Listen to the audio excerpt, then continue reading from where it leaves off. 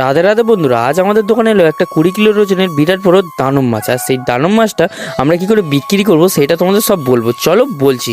আমাদের কিছু মাছ গুছানো হয়ে গিয়েছে, আর দানব মাছটা আমরা পিস পিস করে কেটে এই দোকানে রাখবো।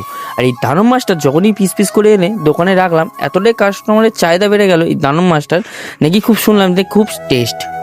পিসি একা এই মাছটি কেটে উঠতে পারলো না, তারপরে এই কাকুটা বলে যে আমাদের কাছেও কিছু দাও, আমি কেটে দিচ্ছি। বলতে কাকুটা কেটে দিল। তারপরে একটা কাকু এলো, এসে বলছে আমাকে একটা রুই মাছ দাও।